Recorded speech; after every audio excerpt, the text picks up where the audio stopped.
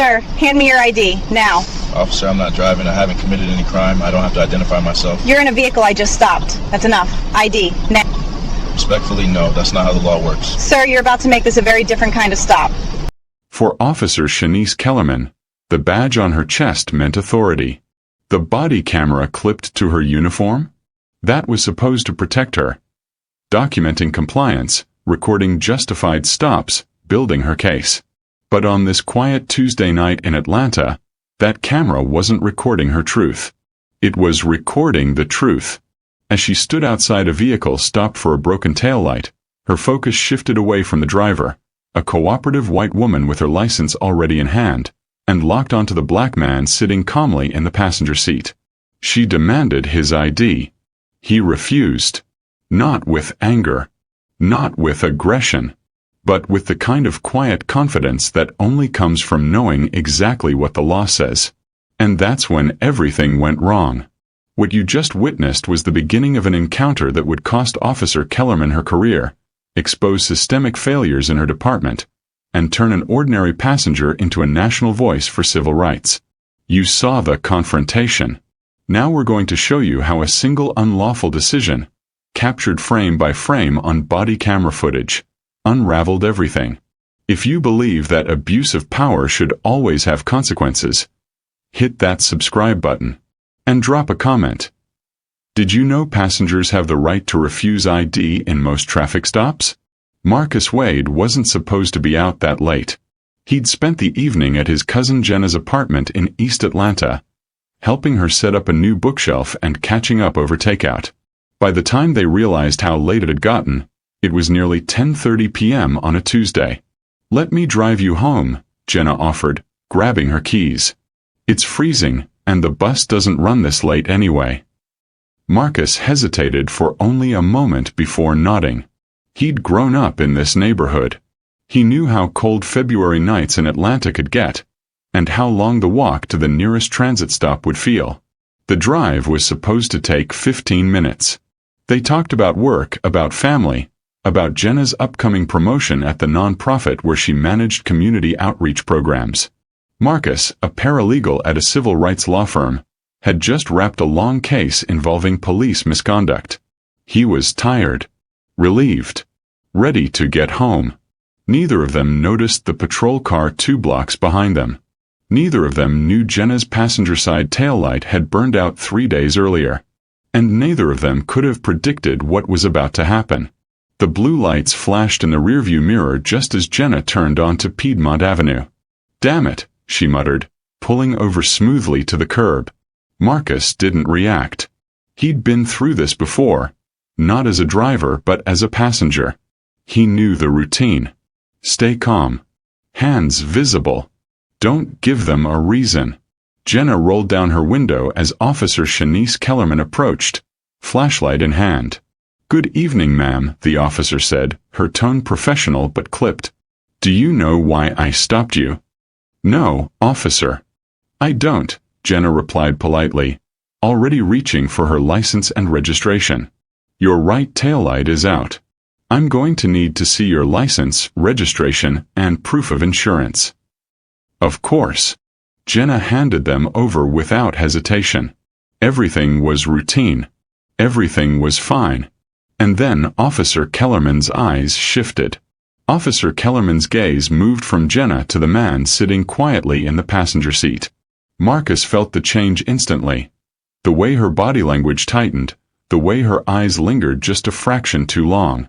"Sir," she said, her voice losing its professional edge. "Can I see your ID?" The car went silent. Jenna blinked, confused. "Officer, he's not driving." "Is there?"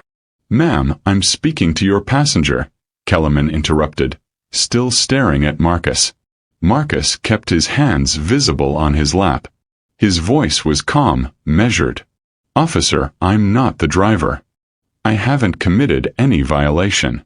I don't have to provide identification." Kellerman's jaw tightened. "You're in a vehicle I just lawfully stopped. I have the right to identify everyone inside." Marcus shook his head slightly. "That's not accurate, officer. Passengers have no legal obligation to identify themselves during a traffic stop unless there's reasonable suspicion of a crime. And sitting in a car isn't a crime. For a moment, the street was completely still. And then Officer Kellerman's expression changed. Not to understanding. To anger. Officer Kellerman took a step closer to the passenger window, her flashlight now aimed directly at Marcus's face. "Sir, I'm not going to ask you again. ID now." Marcus didn't flinch. Years of working at a civil rights law firm had taught him exactly how these encounters could escalate, and exactly what his rights were. "Officer, I understand you're doing your job," he said evenly. "But the law is clear. Brendlin versus California, Arizona versus Johnson. Passengers are seized during traffic stops, but that doesn't create an automatic obligation to identify unless there's reasonable suspicion of criminal activity. You stopped this vehicle for a taillight. Not me." Jenna's hands tightened on the steering wheel. She'd never heard Marcus speak like this. So calm, so precise, so unmovably certain. Kellerman's face flushed. "Are you a lawyer?" "I work with lawyers," Marcus replied. "But you don't need to be a lawyer to know your constitutional rights." "Sir, your attitude is creating reasonable suspicion right now." Marcus's eyebrows raised slightly. "My attitude? Officer, I've been respectful this entire time. Refusing an unlawful order isn't attitude. It's my right." Kellerman's hand moved to her radio.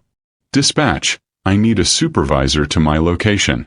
Piedmont and North Avenue. I have an uncooperative passenger refusing to comply with lawful orders." Jenna finally spoke up, her voice shaking slightly. "Officer, please. He hasn't done anything wrong. We're just trying to get home. Ma'am, if you keep interfering, I'll cite you for obstruction." Marcus placed a gentle hand on Jenna's arm. "It's okay," he said quietly. Then, turning back to Kellerman, "Officer, I'll wait for your supervisor. But I'm not giving you my ID." The streetlight above them flickered, and Officer Kellerman made her decision. "Step out of the vehicle. Now." Marcus's stomach dropped, but his voice remained steady. "Officer, on what grounds? You're being detained for investigation." "Investigation of what crime?" Kellerman's hand moved to her holster, not drawing but resting there. "A threat. Sir, you can step out voluntarily, or I can remove you. Your choice." Jenna's voice cracked. "This is insane. He's literally just sitting here. Ma'am, final warning." Marcus looked at Jenna, saw the fear in her eyes, and made a calculation. He could continue to refuse and risk physical escalation. Or he could comply under protest and let the system, the cameras, the supervisors, the law, prove he was right. "I'm complying under protest," Marcus said clearly, looking directly at Kellerman's body camera. "I am not resisting. I am not consenting to this detention. I am exercising my right to remain silent." He opened the door slowly, hands visible, and stepped onto the cold pavement.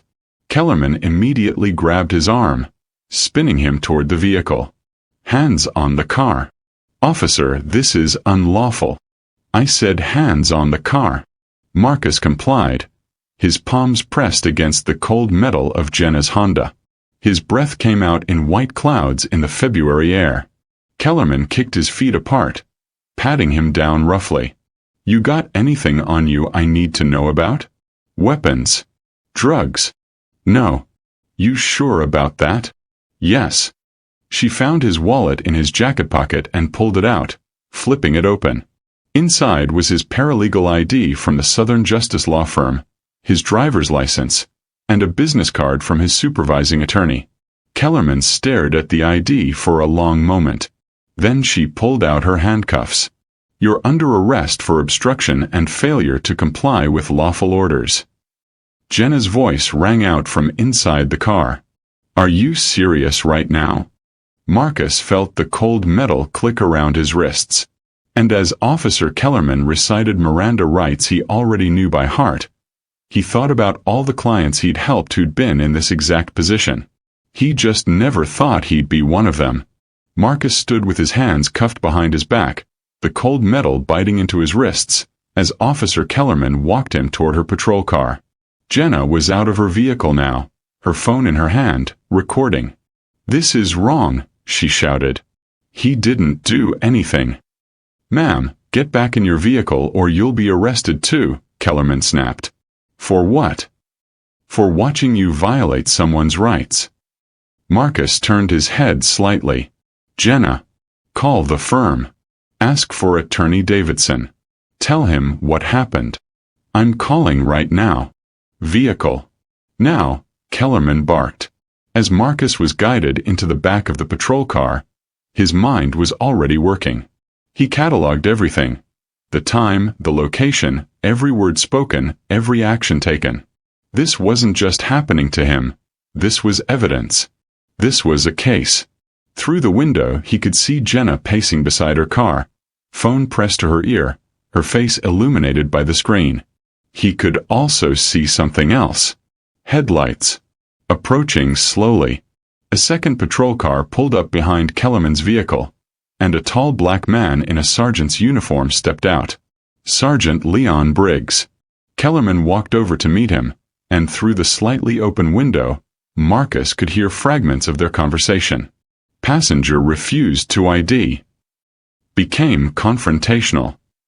Had to detain him for officer safety. Sergeant Briggs listened, his expression unreadable. Then he looked past Kellerman, directly at Marcus sitting in the back of the patrol car. Something in his eyes changed. "Officer Kellerman," he said quietly. "Walk me through this again. From the beginning." Sergeant Briggs stood beside Kellerman's patrol car, arms crossed, as she explained the stop for the third time. "Sir, the driver was cooperative. But the passenger, he was immediately hostile. Refused a lawful order to provide ID. Started quoting case law at me like he was trying to." "Quoting case law?" Briggs interrupted. "Yes, sir. Brendlin, Arizona versus Johnson. He was clearly trying to interfere with my investigation." Briggs was quiet for a moment. "What were you investigating?" Kellerman blinked.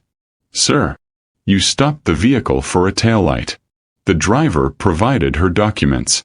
What crime were you investigating that required the passenger's ID?" I have the right to identify everyone in a vehicle I've stopped for officer safety." "That's not what I asked." Briggs's voice was calm but firm. "I asked what crime you were investigating. Was there probable cause to believe the passenger had committed, was committing, or was about to commit a crime?" Kellerman's jaw tightened. His refusal to comply created reasonable suspicion. Reasonable suspicion of what? Silence. Briggs walked over to Jenna, who was still standing beside her vehicle, visibly shaken. "Ma'am, can you tell me what happened here?" Jenna's words tumbled out. "We were just driving home. She stopped us for the taillight." "Fine, I get it. I gave her everything she asked for. But then she started demanding my passenger's ID for no reason. He told her he didn't have to, and she lost it. She arrested him for literally nothing." Briggs nodded slowly, then walked to the patrol car where Marcus sat. He opened the door. "Sir, what's your name?" "Marcus Wade." "Mr. Wade, do you work at Southern Justice Law Firm?" Marcus's eyes widened slightly. "Yes. I'm a paralegal there." "How did you?" "I testified in one of your cases last year. Police misconduct suit. Your attorney was Rachel Davidson." Marcus's heart began to pound. "You remember me?" "I remember the case. And I remember thinking your firm does important work." Briggs paused. "Did you refuse to provide ID during this stop?" "Yes, sir. Because I wasn't required to. I cited the relevant case law. I was respectful. I didn't resist until she ordered me out of the vehicle, and even then I complied under protest." Briggs turned back toward Kellerman, who was now standing very still, her face pale.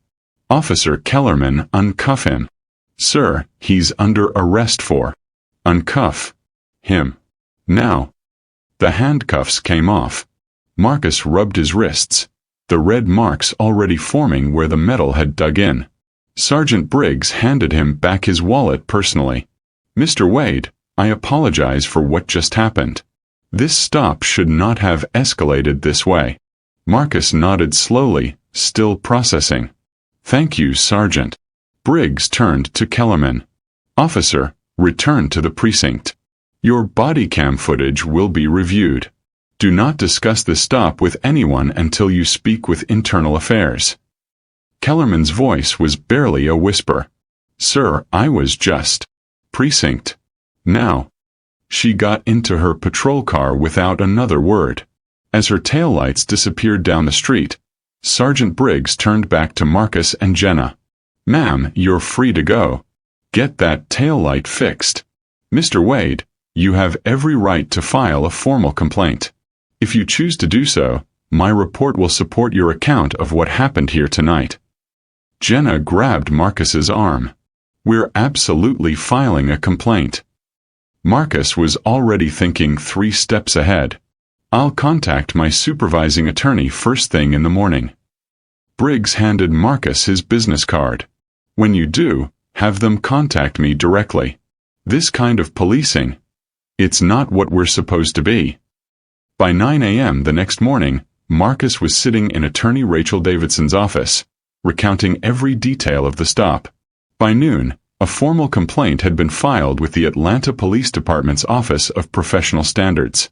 By the end of the week, Officer Kellerman had been placed on administrative leave pending investigation. The body camera footage told the story exactly as Marcus had described it. An unlawful ID demand, an escalation based on ego rather than law, and an arrest without probable cause. The department's Internal Affairs Division interviewed Sergeant Briggs, reviewed the footage frame by frame, and reached a conclusion that was as clear as it was damning. Officer Shanice Kellerman had violated department policy, constitutional law, and the public trust.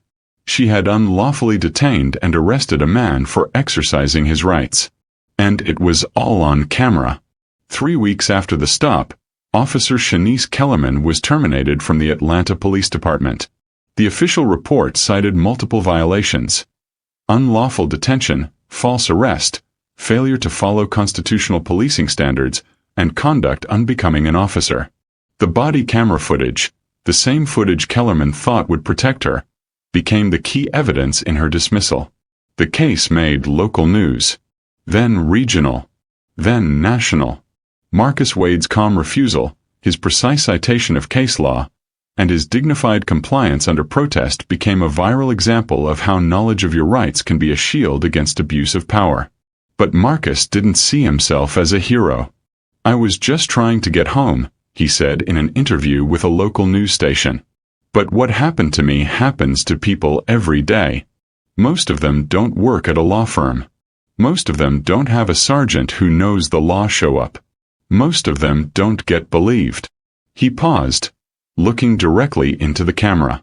"That's why this footage matters. That's why accountability matters. Because the badge doesn't make you right. The law does." 6 months later, Marcus was invited to speak at a community forum on police accountability. Jenna sat in the front row. Sergeant Leon Briggs was there too, in civilian clothes, listening quietly as Marcus explained the legal principles that had protected him that night. And somewhere on a laptop screen, a young man who'd been pulled over the week before watched the footage of Marcus's stop and whispered to himself, "I don't have to give them my ID." Knowledge, it turned out, was the most powerful form of protection. And the camera, the officer's own camera, had told the truth. Subscribe for more stories of accountability, justice, and the power of knowing the law.